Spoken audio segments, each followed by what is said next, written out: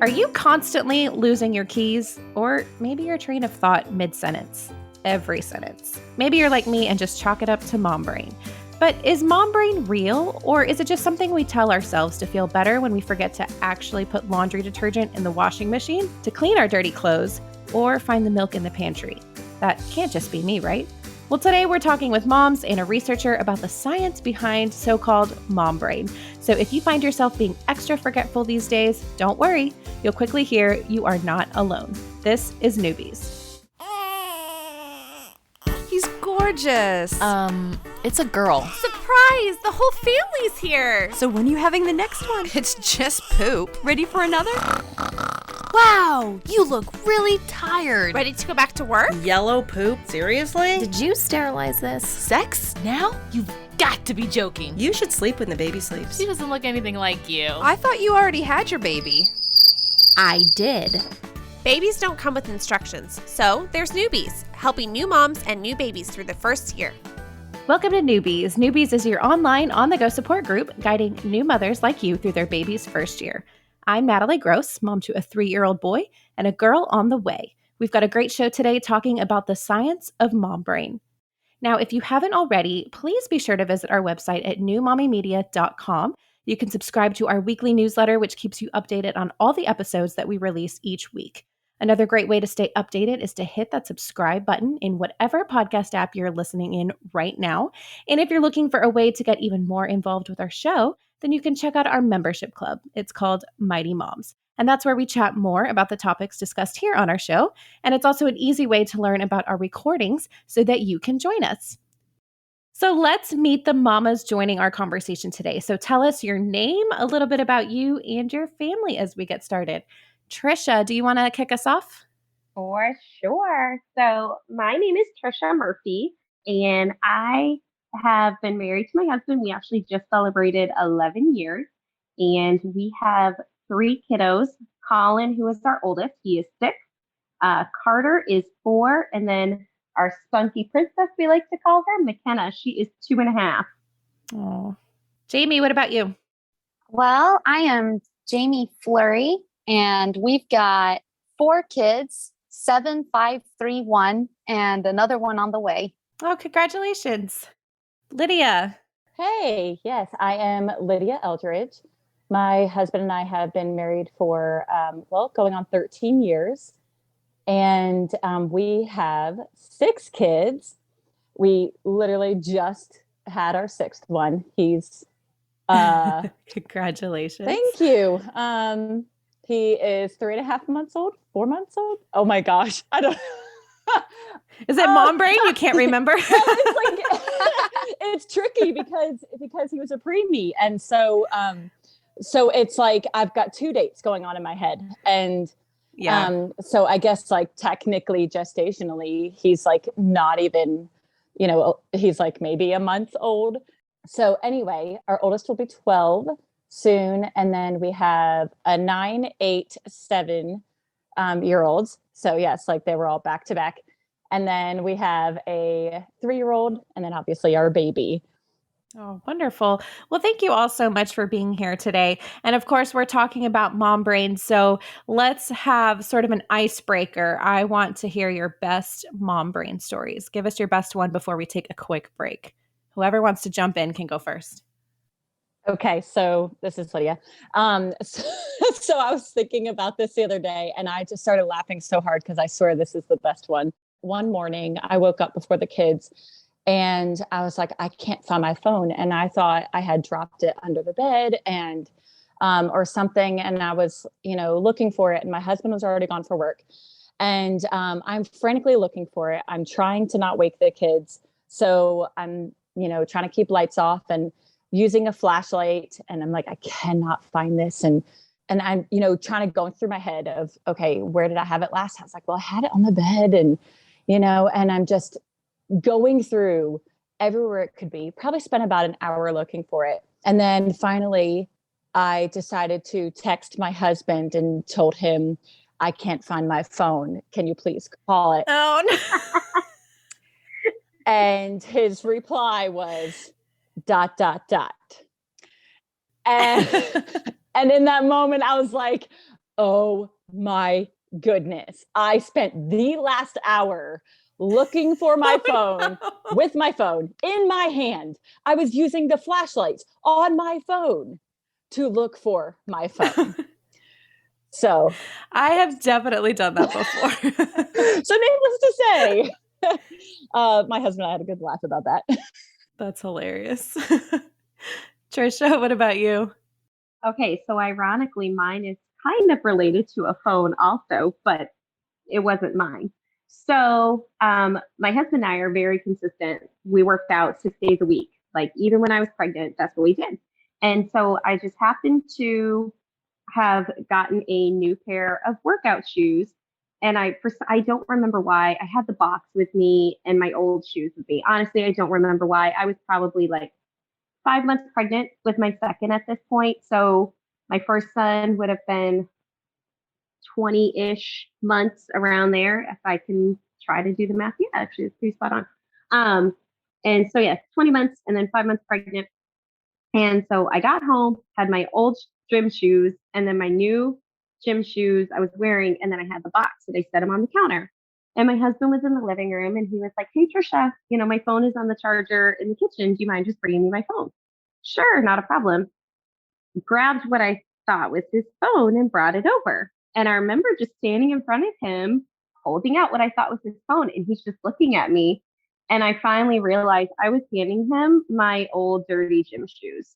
So just standing there, and finally I looked down and I was like, we both just started laughing. I was like, that's not what you asked for. Nobody wants smelly gym shoes. So that was probably my shining moment for sure. Shining moment. I love that. All right, Jamie, your turn. Oh, goodness. Y'all all laughed at the end of yours. I cried at the end of mine. Oh, my husband no. was laughing, though. Oh, one of my boys in the potty training time wet his bed one night. And so I grabbed the sheets, I put them in the washer, forgot to turn it on, didn't know I'd forgotten. Later, I came back when I thought it was done. The sheets were all wet, so I figured they'd washed. So I threw them in the dryer, forgot to turn the dryer on, found them at bedtime to put them on his bed, and was sitting there bawling because I hadn't dried them in time for bedtime. And that's when my husband came and took one whiff of the sheets. He was like, "Honey, these things aren't even washed yet." Oh, Oh dear. That was a rough one. oh man. I laugh about it now. It wasn't funny at the time. Yeah, I get that. Well, thank you, mamas, so much for sharing. When we come back, we will be meeting our expert, Dr. Cindy Barha, who is going to dive into the research on this topic and share her best mom brain story. So stay with us.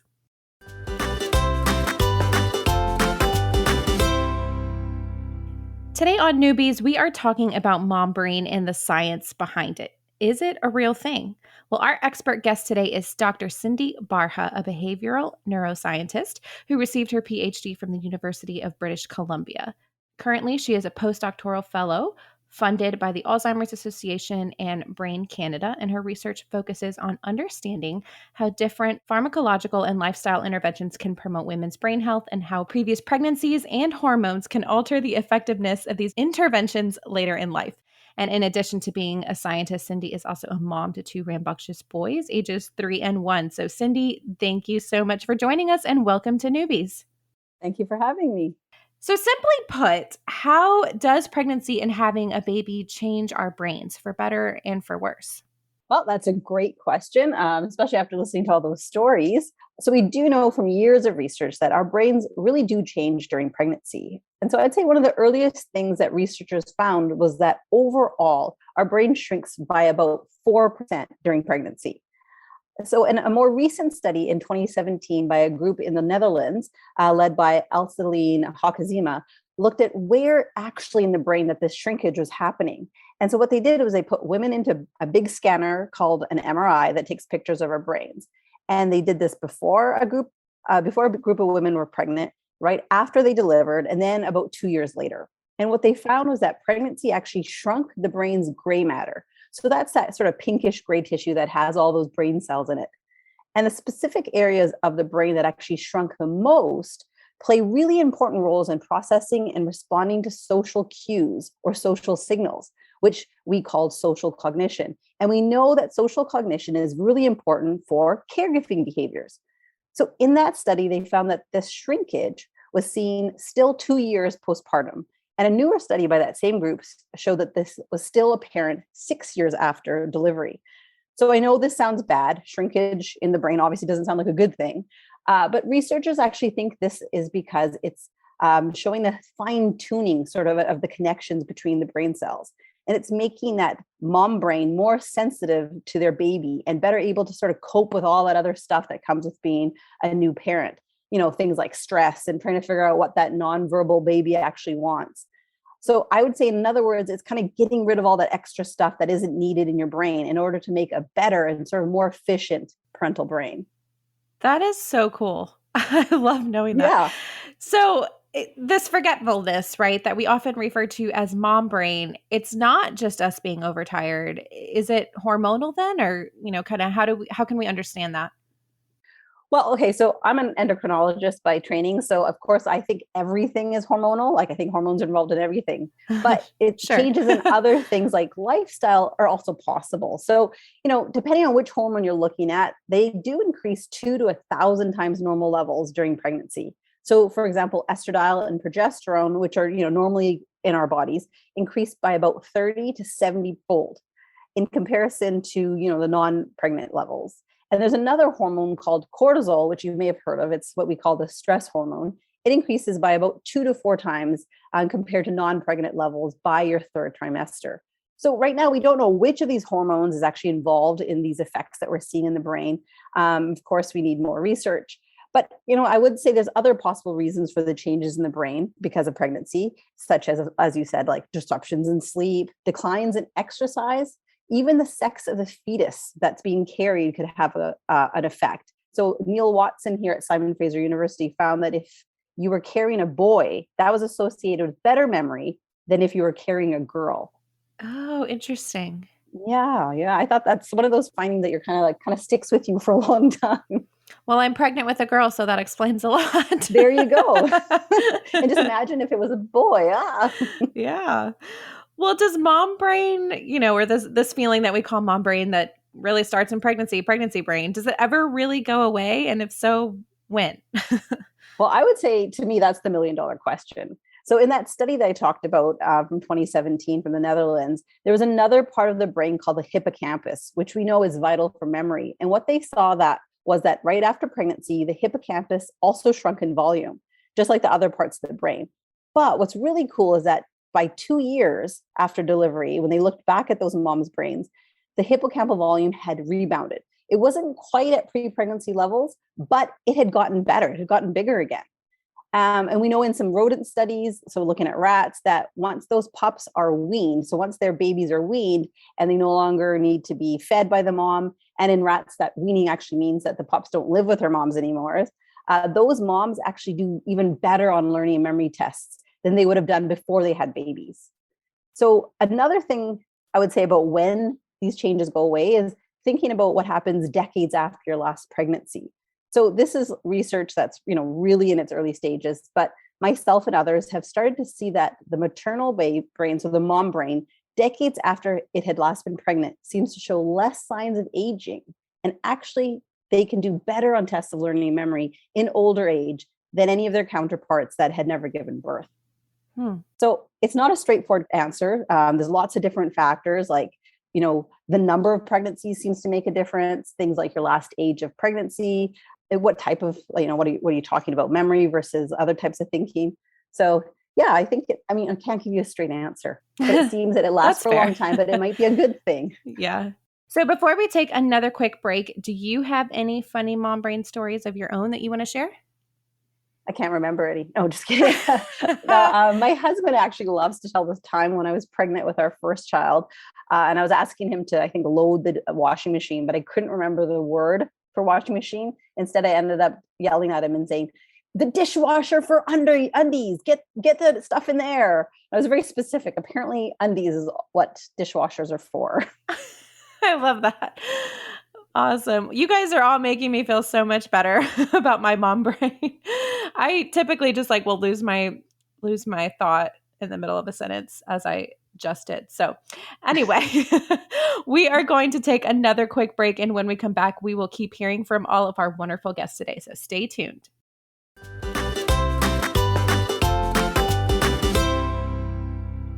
We are continuing our discussion today with Dr. Cindy Barha and our panel of moms, Trisha, Jamie, and Lydia. So moms, any thoughts on some of the research we just heard about from Cindy? How did you feel that your brains changed after babies, for good or for bad? Well, I thought it was interesting, what she said about, gender playing a role, because I definitely, with having had 4 boys and 2 girls, I definitely noticed a difference when I was pregnant with my girls. And my second girl, I was a teacher at the time, and I just remember constantly forgetting my students' names. I'm like, I've had these students for 3 years now, and now I'm suddenly forgetting their names. And it was mind blowing that I was just forgetting their names constantly. And so when she said gender, played a difference or played a role, I was like, wow, okay, yeah, that makes sense now. But I also wonder, I wanted to ask her, I feel like because I had 3 of my boys kind of back to back, and I feel like, then again, gender might have not played a role there. It just might have been the back-to-back pregnancies. So that was probably more a hormonal thing, because my body didn't have time to adjust and reset, because I had 3 boys almost back to back. Absolutely. I would say absolutely. So birth interval does have an impact. We've been trying to look at that in some of the cohorts that we have access to, that we have like number of pregnancies and pregnancy complications, and also being able to see how many years or even months between pregnancies, and whether that has an effect. And I can tell you it does. It absolutely does. So there is a reason, I guess. I mean, I never realized why the doctors always told you to wait 18 months. At least here in Canada, they say 18 months. And I was like, why? Well, what's the reason? I thought it was just so you wouldn't go crazy having 2 littles. But there's a reason. Your body needs time to get the fat stores back, because nursing takes so much from us, or if you're not nursing, just having children takes so much from us, and you need those hormones to sort of balance out again. So having them close together is a greater stress on your body than if they were a little bit spaced out. So I would say it definitely plays a role. Interesting. Jamie, any thoughts? I've got 3 boys and 1 girl, and we don't know what this baby is yet. It's too early. But I also noticed a difference between, forgetting my words here. It's a girl then. Yeah, I also noticed a difference. Maybe everybody wants another girl. I've been informed by everybody in the family that this one's got to be another girl. So that's hilarious. Yeah. Trisha, I would love to hear your perspective on this, because, your first son was adopted, if I recall, and then, you're also a biological parent. So I would be curious to hear your perspective. Yeah. So it was funny listening first to Lydia talk, because like I mentioned, I have 2 boys and a girl. And my 2 children that are biological, they are 2 days away from 18 months apart. So I can tell you, finding out I was pregnant when my second was 9 months old was quite a shock. And I just, it's like Lydia, you were talking about with teaching and forgetting your students' names. And honestly, when you said that, I was like, oh my soul, I did that all the time. And I was in a public school, so I had about 120 students. And so I just chalked it up to the fact that, I don't know, some kids look alike, some kids, whatever. But when you said that, I was like, oh yeah. And I also was probably chalking up to, I was very sick when I was pregnant with my daughter, like throwing up 3 times a day before 10 a.m. every day. And to the point that, like, if I threw up twice before I left for school, my husband would cheer me on. He's like, you only got 1 or 2 to go. Nice job. It was pretty bad. She was a pistol to grow. So, but I will say, so yes, it was a whirlwind of an experience with the adoption. In just a quick backstory. So it was January of 2016. that we were approved for adoption. We went, the agency we went through kind of does an orientation. We went to that orientation in February. We had our home study done by April and then got a call Memorial Day weekend of May. Not only did this birth mom pick you, she's in labor, get out to Texas now. Oh, wow. So we had 4 months, almost the day of finding out we were approved to holding our son. So we started out with kind of a whirlwind with him. And then in Texas, the relinquishment rights are 48 hours after birth. So everything was signed 2 days later. And, one thing that really stuck with me is after experiencing going through an adoption and having biological children, I felt like there were so many similarities as far as the emotions you feel, the difference that you feel in knowing that this child is your responsibility, that this little life depends on you. I mean, we had not been able to be around his biological mother. We had talked to her on a Wednesday. She gave birth on Sunday. We had talked to her for 10 minutes on the phone. So we were strangers to our son when he was first born, right? And so just realizing that all of a sudden we were parents to this little boy. And I was still teaching at the time. So he was born in May. I used the summer kind of as my maternity leave and went back in August.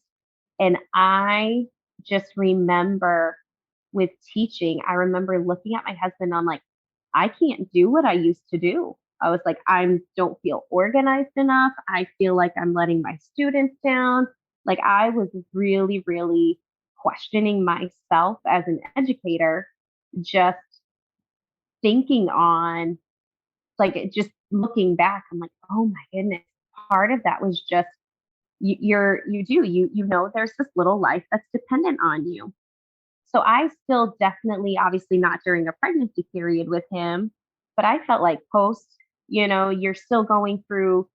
The only difference really I felt was I wasn't recovering from delivering a child. I wasn't nursing. Those are two obvious differences. But on the flip side, we were dealing with still working with a social worker. You still have to go through home study things. You still have to keep up with X, Y, and Z for the courts to be able to approve you 6 months after. So while he was legally ours, it needs to be acknowledged by the courts 6 months after they're born as well. So there's definitely those different aspects there where there's obvious differences, but there were so many similarities that I felt like I saw as well compared to being pregnant and delivering our children as well. Yeah, that's really interesting. Thank you so much for sharing, Trisha. Well, as we wrap up here, I don't want this to be all negative. I mean, we heard about all the superpowers we have as moms, right? So I want to leave our listeners with some words of encouragement from you moms who have been there before, whether it's about mom brain or just kind of getting through this first year. So moms, you go first, and then Cindy, I'll let you have the last word. As far as like encouragement, I will say, as your children get older, it does get easier. I mean, okay, I take that back. You go through different waves of easy and hard. It just becomes different. And my mom brain even becomes different. At least it has for me. And I have found that as a mom of 6 kids, having some who are older now and having a new one, my older kids and my husband can help fill in the gaps where I'm forgetful. And so I would say, definitely like lean in on your spouse and your community. And if you don't have a community, find one. They can help you. And, and it's just encouraging to know that it's not just you. Like all moms experience this, and, it's not just you. And so like reach out, if you are, struggling whether with mom brain or anything else, reach out because you're not alone. And you will find the help. There are people willing to help. I agree with you 100%, Lydia. And mine's kind of derailing, but it's still on topic. One of the best things that somebody actually ever, as a new mom, you might get advice, sleep when the baby sleeps. And let's be real, that really actually doesn't work very well because our mind is going, well, I have to do the laundry. I have to do X, Y, and Z. And so when the baby's sleeping, it feels like your free chance to get that stuff done. And so for me, I thought that advice was useless. I mean, it's good, but it's useless. Let's be real. So I use this now. And again, my kids are 6'4" and 2.5. The best advice I ever heard was when your kids are crabby, put them in the water or put them outside. Yes, 100%. Yes, I've heard that too. Yes. Mm-hmm. I am very well known. So I actually just this week went back to work for the first time in 2.5 years. Well, I've been a stay-at-home mom. That's a different type of work, right? So I'm working outside the home now. I'm back in teaching. But I was very well known. My husband works from home. He would come downstairs and he'd be like, Trisha, why are the kids taking a bath? And I'm like, because they're crabby. So, or like, it could be, we have a community pool. So we'd be going to the pool all the time. Like the people there, they know us very, very well. Or, hey, kiddos, we have a lake firehouse. Let's go feed the fish. Let's go take a walk and bring some bread. When they need that change of pace, or honestly, if it's raining outside and there's not any lightning, go play in the puddles. Like take them outside or put them in the water. That was, to me, I've always kept that in my head, and it completely not only changes their mood, but it does help me. And I'm not so, oh my word, I felt like all I'm doing is, trying to pacify crabbiness. I'm like, we're just changing our pace, and that's what we're doing. So that's something that worked for me. I loved going on walks with my babies. I loved letting them do a water table. I loved just going to the park. Something small can make a huge difference. Yeah, I love that. That's always my advice at baby showers these days. Sounds great. This is Jamie again. And I would just like to say, when you've got those mom brain episodes that sneak up on you, it seems like you only have one of two reactions. You either laugh about it or you cry. And even if it might make people think you're crazy or something, it's always better to laugh about it than it is to cry. Yeah, so true. I did have a tip real quick, something that my husband and I have found have really helped us, because even my husband, since our 6 was born, even he's been struggling with forgetfulness. So we decided to, we have like one of those big chalkboard calendar things. And we decided that we would, my husband is a police officer. So we write on that calendar the days that he's on shift. And then I also, in addition to being a stay-at-home mom, I own my own bakery business from home. And so I put on that calendar the days that I am baking, I am, doing business stuff so that my husband knows, because I do most of it at night. And so he knows like what nights I'm working. And we also put on there, we have kids in jujitsu. So we put on there when they have jujitsu, we put on there. And then we do this every month, and you can just see the month at a glance. And then my husband is not like surprised when I'm like, hey, I have to work on my bakery business tonight. And then he's like, what? It's on the board. And I'm not surprised when he has to work or when he has a training, because he knows to write any of his trainings on that board. It reminds me, because I'm always forgetting when the kids have jujitsu. I can put 10 alarms on my phone and still forget, to take them to jujitsu, and so my daughter's going to be starting gymnastics, and it's just a month at a glance. And then it's a constant reminder that's right there in front of you. It honestly has saved our sanity so much. Yeah, that's a great tip, Lydia. Thank you so much for sharing. All right, Dr. Barha, do you want to wrap us up here with any words of encouragement or tips? So for Mom Brain, I think I have the same words I have for new moms about basically anything to do with motherhood.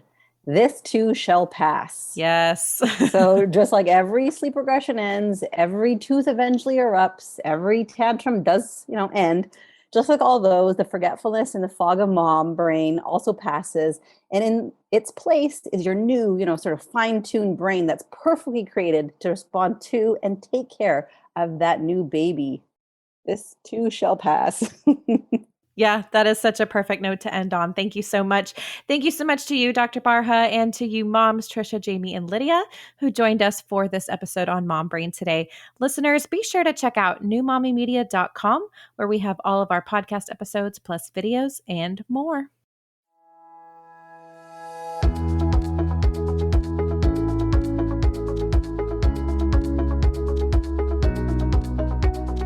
That wraps up our show for today. We appreciate you listening to Newbies. Don't forget to check out our sister shows, Preggy Pals for expecting parents, Parent Savers for moms and dads with toddlers, the Boob Group for moms who give breast milk to their babies, and Twin Talks for parents of multiples. Thanks for listening to Newbies, your go-to source for new moms and new babies.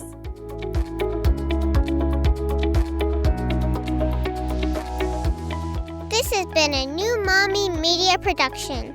The information and material contained in this episode are presented for educational purposes only. Statements and opinions expressed in this episode are not necessarily those of New Mommy Media and should not be considered facts.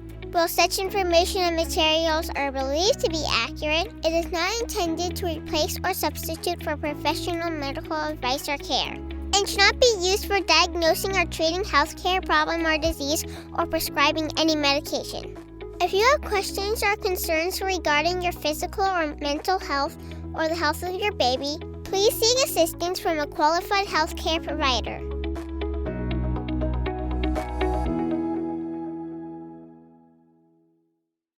Hey mamas, don't forget to check out Mighty Moms. It's our online community built for new moms just like you.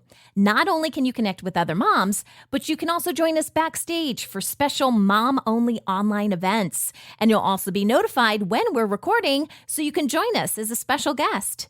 Visit our website, newmommymedia.com, and click on the Mighty Moms banner. It's free. That's newmommymedia.com. See you there.